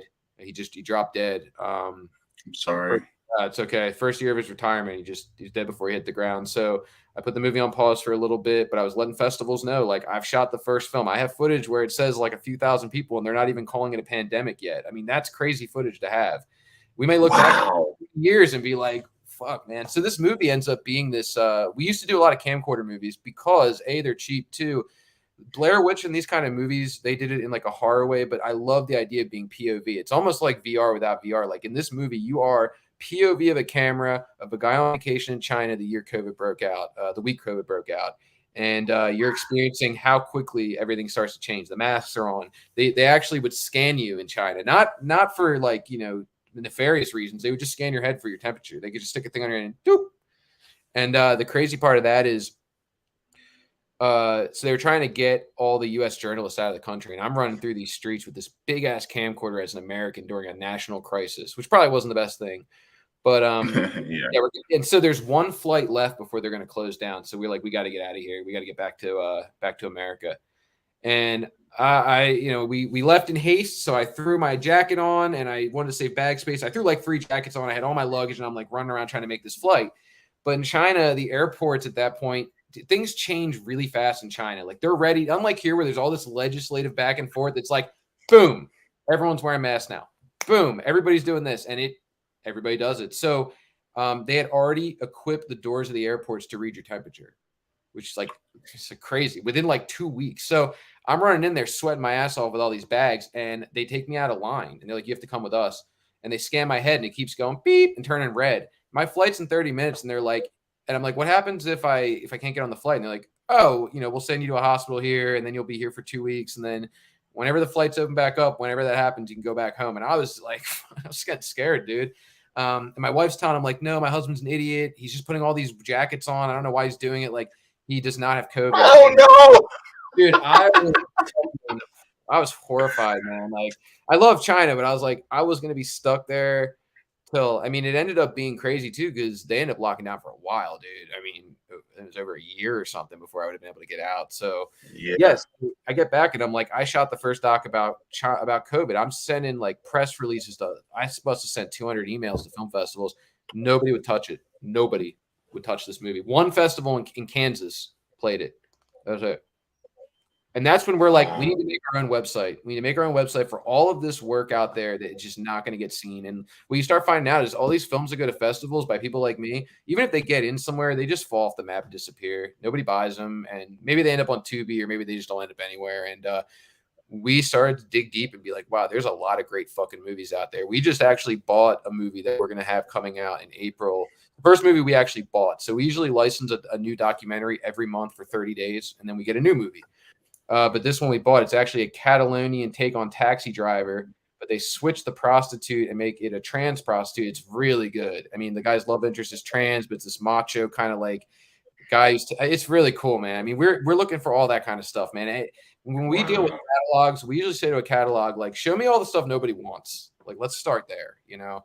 We don't. Wow. That's where we go. We played a film that was banned in England. It's actually illegal to possess it in England. Palestinian film was actually made by a Palestinian woman about Leila Khaled, who's the first woman to ever hijack an Israeli airplane. She didn't kill Whoa. anybody, but she was like, "You're going to do what I say and do our demands, or we're going to keep circling the airline." You know, they took the plane over. Wow. Yeah. It's wild. But look, I'm telling you right now, the work that you're doing is so important. Thank you. And like I told you earlier, I want people to see your example and then say, look, if you want to do film, then get in touch with Right Brain. Please do. See what you can do in order to, you know, especially if you're anti-imperialist and you're anti-establishment and want to show, you know, how the sausage is made, basically, then do that. If you're a photographer, I like a little bit of photography myself. No. You know, my boyfriend also loves photography. He's a photographer. But the thing is, if you want to do photography, go out and do that. If you want to do sculptures, you can do something like that. If you want to do paintings, if you want to do music. But the thing is that, you know, or if you want to do things like, if you want to do things like narration or something like that, then do that. You know, I read books on my channel. You know, right now I'm reading Asada Shakur's book. Oh, I'm trying to get into other, you know, books. Like I want to do Kwame Ture. I want to do other, you know, leftists as well, anti-imperialists, and books. And so that's what I want to do. You that'd know, be awesome. I'll and definitely be tuning in for that. That sounds awesome. mhm. I mean, Yeah. So art's a weapon. Use it as a weapon. You know what I mean? There's rallies. There's a multifaceted. I like something Rome said, which is everybody has a fight in the revolution. But I will say to yes. filmmakers out there, don't think you could just get by saying that's the only thing you're going to do, because even at Right Brain, we give survival. People are giving me a hard time on, I think when I was on with Rome, they're saying survival packs for the homeless. They can't survive. Survival pack just means like when they get, you know, dumped to the hospital from a drug overdose or whatever, shot, they usually get dumped on the street in the cold. And we're basically giving them something to get started with. There's a blanket, there's gloves. Because if you get wet in Philadelphia on a cold night, you could freeze to death. The homeless Oh freeze to yeah. death here. So we Yeah. say survival as in you leave with food, you leave with gloves, you leave with a hat. I mean, you're going to have to make your own way, unfortunately, but at least we're giving you something. But we give those out. For every yearly membership we sell in the wintertime, and we don't make much money. We're not doing great. We definitely did have our 1,000th member sign up. Like we're starting to get a little bit, starting to break even on months, but everybody, you got to give. I mean, I've met filmmakers that say, this is what I do. I make movies. Yeah, but you like making movies, right? Like you're going to have to do things that aren't fun, like just give people food. I mean, that is based as that. Do both, you know? And the best thing is like we in Rome were doing, sell tickets. We've always, every screen we've ever done, that percent has gone to a direct action. You have to. I mean, you have to. Like homeless people, making movies about homeless people it's great, but they can't eat a movie. You know, they can't eat that. You got to give them food. You have to give them Yeah. blankets. These are the things they need. They don't, you know, it's great that we're raising awareness, but I always like to tell filmmakers, like, you can't just hang on your art. And you guys do. That's what really made me want to make a doc about Rome. I don't know if you know the story, but I used to be friends with Tim Black back in the day. Oh, okay. Yeah, he was in our first doc. We shot it. He was at the rallies in Philly and stuff. And we were friends for a while. And when you guys started beefing with Tim Black, I had not seen your network, and I just saw there was a little feud going on. And I was watching the reaction video, and I saw you, you had this hilarious grin on your face while Rome was roasting his ass. And it was crazy. I went into it expecting to hate it and came out saying, I'm riding with these guys. Like, these guys have their thumb on what's going on. I was converted. I was instantly converted to what you guys are doing. It was like, these people are creating, they understand how dire shit is. And these other guys, the Glinskys, just don't have their finger on the pulse. Yeah, maybe 2016 you guys were popping, but nowadays it is a lot more dire than it even was then. And you guys haven't changed at all. You're still saying vote in the two parties. So you guys in that one video, I was like, I love this. And then it was like a little while later where we're like, we're going to do a TV special. We haven't done anything, like we've done social issues, but we haven't touched politics, like as far as like dealing with people into political space, because it's hit or miss with that kind of stuff. Like, I mean, between some of the audiences and everybody always wants to attack. And, you know, even one time when we were giving out last year, when we were giving out packs to the homeless, the people were attacking us in the Bernie wave. Oh, you know, like it's always something to naysay on or to trash people for. So I was a little bit like hesitant to get back into that kind of drama. You know, you can make stuff about social issues and not skew political, but I was so encapsulated by Rome, and that's really what it is for me, is like, I got to make a movie about this guy. And then when we decided to do a TV special, which would be like a 45-minute mini movie where we spend a weekend with somebody, there was like 3 names on the list. Top was Rome. It's like, if we don't get Rome, we're going to get this person. If we don't get this person, maybe Jimmy Dorless, follow him around while he's doing stand-up comedy. We wanted to find someone who's a little polarizing that we could humanize and say, yeah, well, what's it like when the lights are off? What's Rome like when, you know, you only get to see him as this little square on your computer, but what's it like to go out into the world with him and see him as a person instead of just name at the bottom of your screen? And it's just amazing how that works. Where, like, you know, and this is like, even though it's not cinema, it's the power of video. Watching a video of you guys, I was converted. I was like, I'm making my next movie about this guy. I can feel the passion. I can feel the bass, the excitement. Like that, we get turned on by that. Like seeing people starting to do direct action because of somebody on the internet. I mean, that's powerful, man. Like, get somebody off a couch, hard as shit. I mean, look at that rally. They did a good turnout, but they worked so hard, and I respect the hell out of it. And it is hard to get people off the couch, even with nuclear war on the horizon. It's hard. Everybody's struggling. It's hard for people to find the time. It's hard for people to get places, like you said, gas money. Like, so seeing you guys get people outside was like, I mean, that was huge. That really made me like, you know what? We didn't want to get back into working in what would be the political sphere directly, but we got to do it, man. And I'm so proud we did it. And for anybody that's not a member, you know, we are, I think, the cheapest streaming site. I mean, it's $5 a month. And the cool thing is, you know, what you get in at is what you pay forever. Meaning, if you bought it at $40 a month, and then in a year, $40 a year, and then in a couple of years we end up having to raise the price with inflation of everything going up, you're gonna pay forever whatever you got in at. So if you trust us in the beginning and it was only $40, you're always gonna pay $40 forever. And I don't think anybody's doing it. You know, I don't think anyone's doing that. And I want to say this real quick too, not to go on a rant, but there's been some other streaming sites that have kind of like, I don't know. I feel like we've been accused by another streaming site of either like copying them, or they, you know, we are not a communist streaming site. We don't call ourselves. We're an anti-imperialist streaming site for all kinds of people. We don't make content strictly about communism, or we make films about addiction. We make films about people in China. We make films about anybody that we feel like is marginalized, stigmatized. The DPRK. So we just don't subscribe. We never copied anybody. We've been around for almost 10 years, 7 years, 8 years. So. And we didn't have, like, some of these people that have tried to say, you know, we were like you, we get it, and kind of big brothered us. We didn't have $200,000 investment from AOC fans to get us off the ground. We did it ourselves. We did it with like 3 guys, paid for it ourselves, found the computer. I knew nothing about computers. I barely know how to use a computer. And finding building our own streaming site is like, everyone thought we were nuts. Like, how are you going to build a streaming site on like no money? And so it's been a lot to scrap to get to this point, and it's really great. Yeah. Let me come on the show and be able to share this thing we built with people that maybe wouldn't have found out about it. Thank you so much for doing that. Yeah, you're very welcome. And it's a privilege. But one of the things I got to say is, if you're anti-imperialist and you have another site that may be within the same realm, me personally, I would say, welcome to the club, bro. All right, good to see you. All right, what type of work are you doing? Okay, let's see if we can collaborate on something. See how I did that there? See, that's the way I think it should be. Because the thing is, if you're truly an anti-capitalist and an anti-imperialist, then competition doesn't really mean much to you. That's what we thought. And, you know, we were thinking, there should be 100 underground streaming. I mean, there should be all kinds. I mean, the more, like you said, the more the Sure. merrier. I mean, we had even talked to some streaming sites, like maybe we can split, like, so catalogs for movies are really expensive. Like, it's hard for people in a smaller position like me to get a movie. So it was like, why don't we throw in together? Maybe we get a better deal.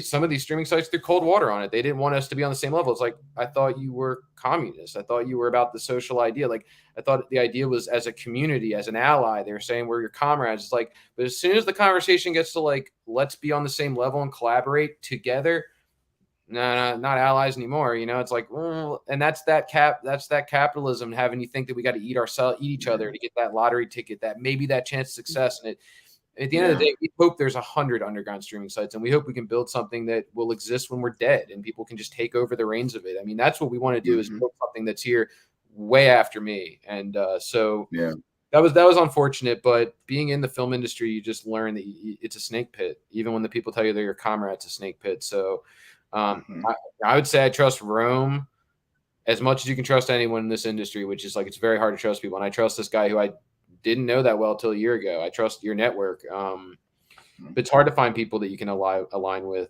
People say they want to be your ally, but once they see that you're doing okay, you know, once we started getting a little attention, and the shame of that too is like, we weren't, I'm not saying they weren't on our radar. It's just that like, we didn't even think we were like fighting for this. Like, there's so many people in the world and they could be members of this and members of that. And you know, like it's a shame that it just really reinforced, like, even the people you think would be your allies, it's really hard. So it's really cool to find a channel that we consider allies. You know, we consider you guys allies, and if there's anything we can do, we're down. Definitely. 100%. Definitely. Yeah. Well, you not only have RBN, but you also have the Jaybefaunt channel too. So you can count me then too. I've always been a fan of work, man. I've always been. I think that RBN works really well for me because of the diversity of personalities. You have Sabby and Rome, who I think of as sort of different. They vary a lot of similar beliefs, different approaches. Rome a little more raw, a little more aggressive, but you need that in RBN, right? Like, and you see it with, and then Sabby does a little bit more formal interviews, but she gets the really amazing guests and really, like, you know, I think the guests really trust Sabby's going to deliver something that's not as maybe controversial, not as provocative maybe, but a very balanced, nuanced discussion. I think that you bring your own thing. I think you're probably the most approachable, and you need that guy in the group. I feel like in a way, I think that there's this incredible balance where I see Sabby here and Rome here. I feel like you're kind of a middle ground as far as like a little bit of both, but and then you have, you know, I think the whole group is just a really good balance of personality, a really good balance of beliefs where you agree on most, not agree on everything. And that's what makes it so cool. You accept each other for having, you know, to see an all black YouTube network band together like that was just so fucking cool. And we could have done a movie on RBN. I mean, it's amazing to see that, because I think there is a lack of black voices on the left. Not as much anymore, maybe thanks to you guys, but there was, I think. I mean, the Kalinskis, I mean, they ruled the airwaves. I mean, it's all you could get. Yeah, I mean, that's something that we're trying to do, is we're trying to grow, not just have that perspective, but also use the basis that we have, the voice and the platform that we have, to do more on the ground. It's kind of hard for me because, you know, I'm dealing with a chronic illness and I have dialysis 3 times a week, and, you know, I deal with chronic fatigue and things like that. So it's really tough for me, but I'm still trying to do what I can. And I'm reaching out to different places right now to get out more on the ground. But the thing is that the reason being is, it's just like you said, don't just rest on your art.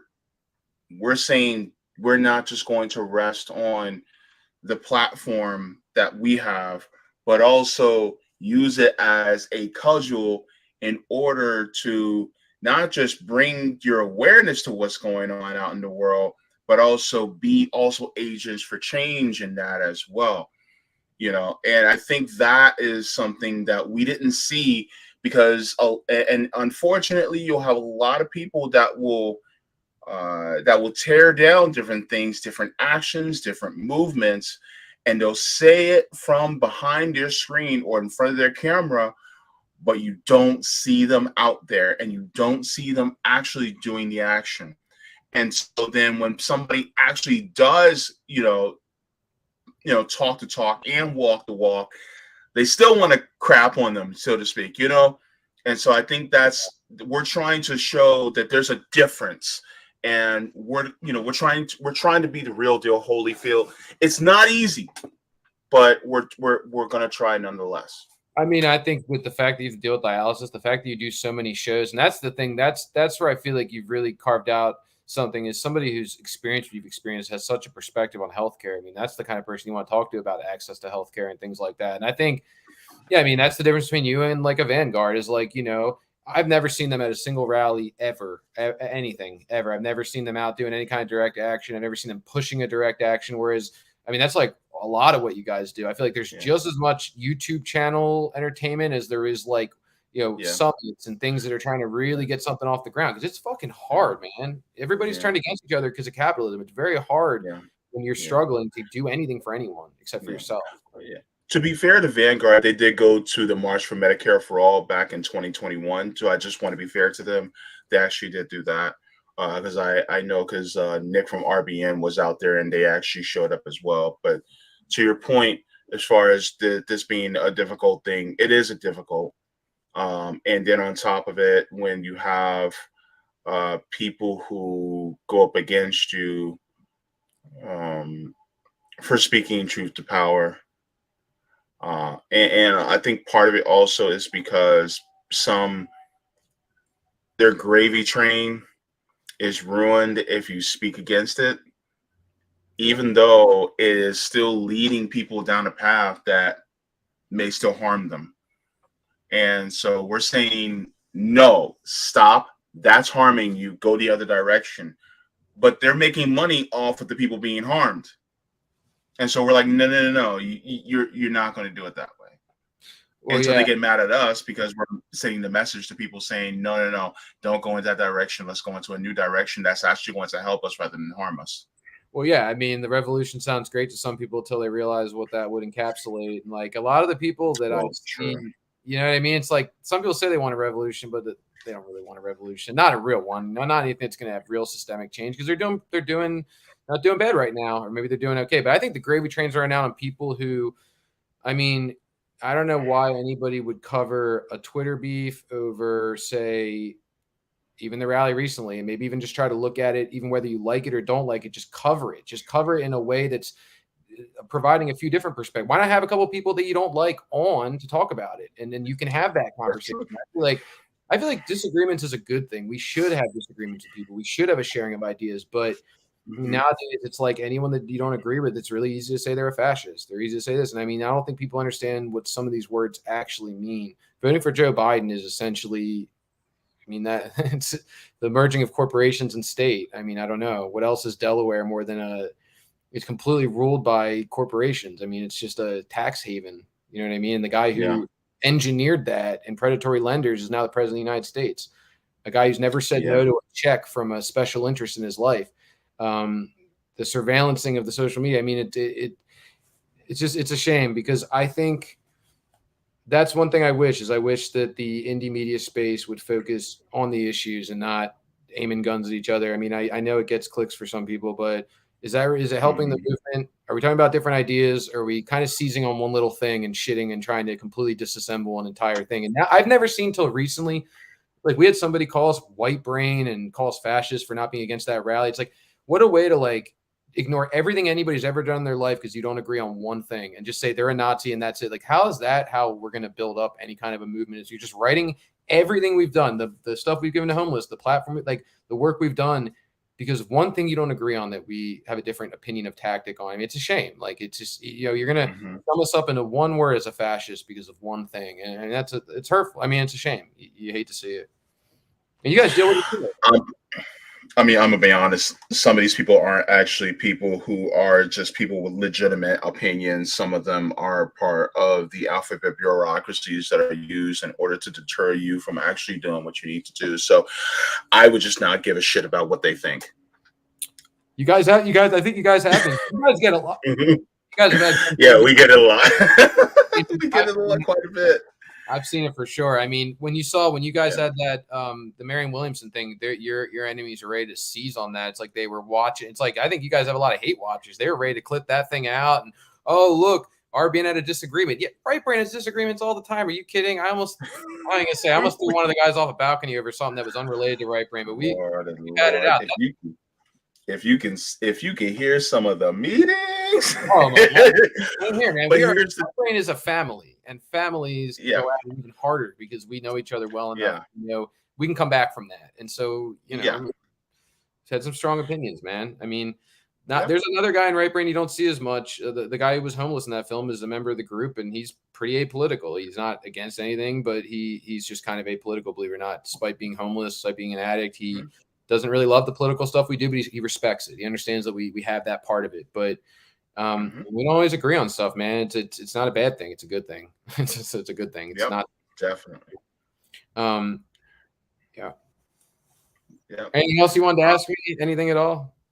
There was a few more, but I don't have time to get to them. No. See, here's the thing. A lot of times people will say, "Wow, I talk too much." No.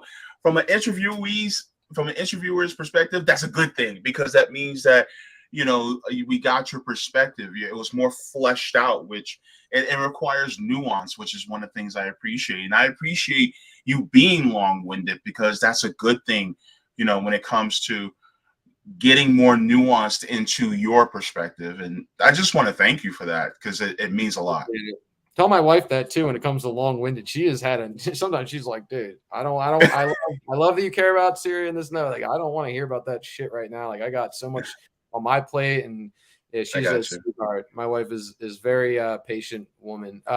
If I could just say one thing before I go, just plug Right Brain, it would be a lot. I mean, on Friday we're going to drop the film, and the only way we're going to be able to keep making documentaries about this kind of stuff is if we can fund them. The thing is, we can't get funding from anybody in Hollywood. If we want to make a Rome doc, no one's going to fund it. So for us, the way we just want to break even. We don't even need to make a profit. We talk to Rome. We just want to break even so we can go back to Detroit and do it again. As long as we get the money back we put out, let's do it again. Because once you break even, it exists in the world, and it is an asset that exists. It's there, and it's been paid for, and we can do it again and do it again. And so it's $5 a month. It's $45 a year. And for $3.50, you can watch all the movies. For 48 hours, you can watch all the films. So this Friday, if you want to watch the Rome doc, but you don't want to get caught up in another subscription that's going to keep charging you, $3.50. You can watch all the films, including the Rome doc. There's going to be a subtitled version for people that want subtitles, 45 minutes of deleted scenes you've never seen before. We've got books. We've got music. There's a lot of incredible artists that let us put their work up. There's a lot of public domain stuff that we kind of refurbish.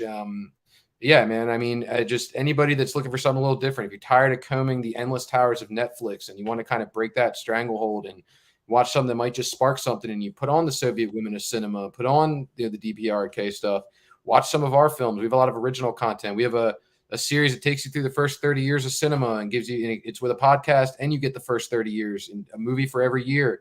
We've got a horror experience we did on Halloween that we actually got the guy who did the voice of the Crypt Keeper to narrate, where you learn about the history of Germany with the rise of fascism, mixed with horror movies coming out at that time period about, that were made in Germany about fascism. I mean, there's just something for everybody. We have a series called Eyes of the World, where every phase, which is 5 months of programming, we find filmmakers from different countries you don't think about, like Greece and Croatia, and we put their shorts up. So, I mean, there's something for everybody on there. And I don't care who you voted for.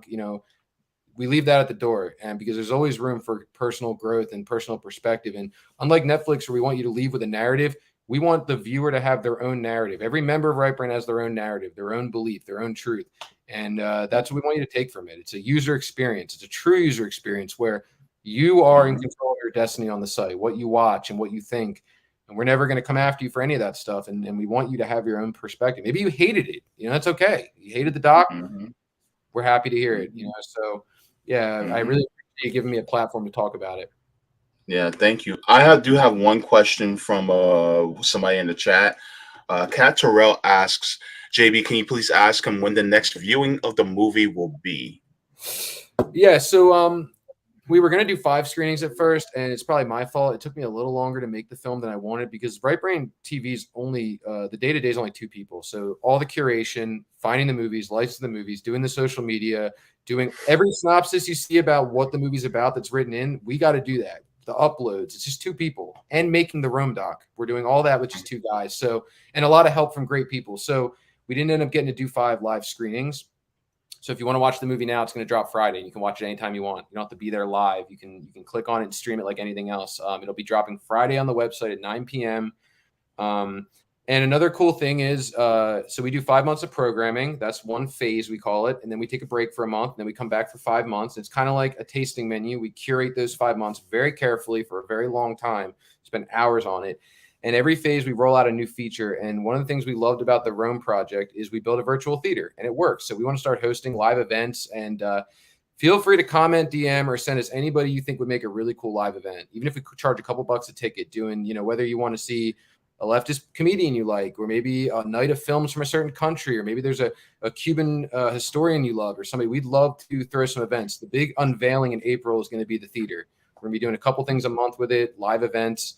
But yeah, Friday is the time to watch it. Friday they'll be on, Death to America will be on the website, and you can pay $3.50, or you can become a member, and there'll be bonus content that you've never seen. There's a 20-minute interview with Rome. There's another 20-minute interview with Rome. And there's some really great stuff that just didn't fit the film, All right. Yeah, so I have a couple more questions that I'll ask when I have you on next time, and there definitely will be a next time. Sure. And I'll be getting to some of the super chats and things like that afterwards, after you exit. But I just want to thank you. I already put the link to Right Brain TV's website in the chat as well. It's also in the description. So whether you're watching on Rockfin or if you're watching on YouTube, you guys have that ready and available. And I hope you guys are able to subscribe and get with Right Brain TV today. Thank you so much. Thank you so much for having me, for plugging me, and all the incredible support you guys have shown for us, man. It's huge. Mm-hmm. Yeah. Thank you so much, Kevin. It was a pleasure to have you on. And when your next film comes out that you're excited about, you'll be here. That's great, man. You always need to have that press tour, man. I'll keep you in mind. I'll come on anytime, man. Thanks for having me. Do I just exit out of here? I don't do these a lot. I just leave the studio. Yep. Just leave, and I'll take care of the rest. Have a good one. Bye.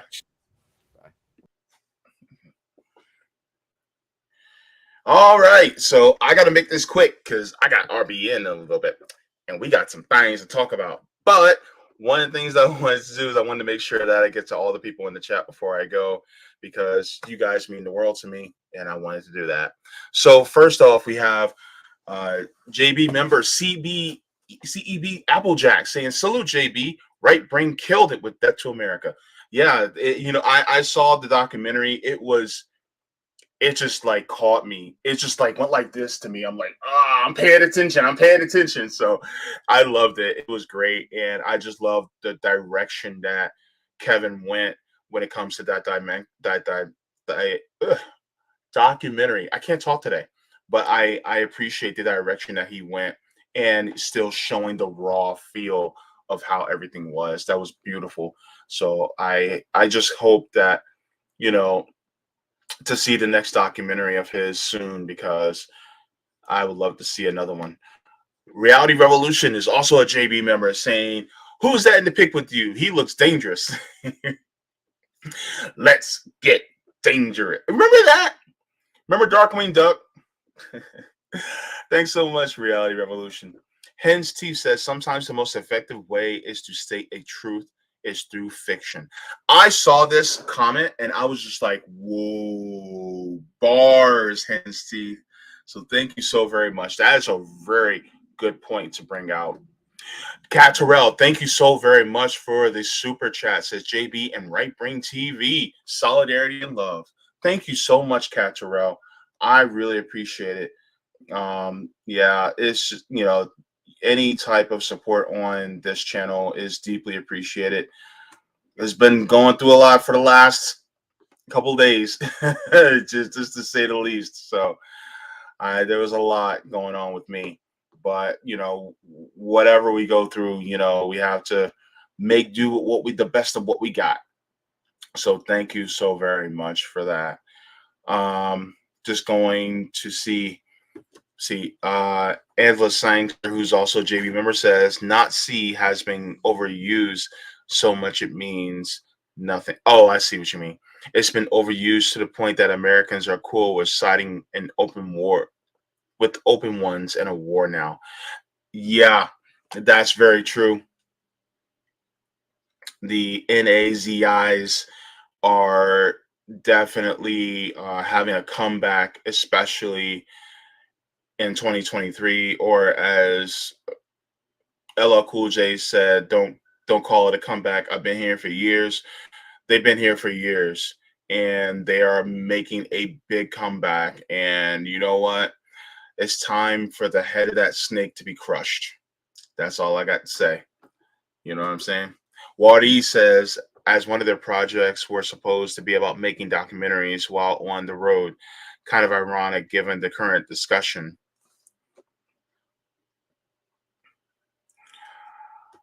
Oh man. Sula Moon said, this is such an incredible discussion. I'm in love with it. Oh, thank you.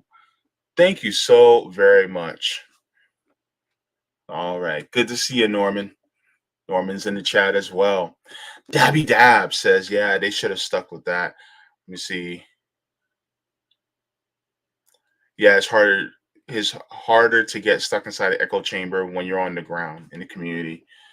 Yeah. The thing is that, we have to make sure that we constantly are in talks with the community because that keeps you grounded. And that's also very important. Angela says, read the Abominalist Manifesto. It's darkly hilarious. Oh, okay. I saw that on Right Brain. Rick Solis is also in the chat. Thank you so very much. So good to see you also up in hell. Oh man, David C says you had me at the Crypt Keeper. Absolutely. All right.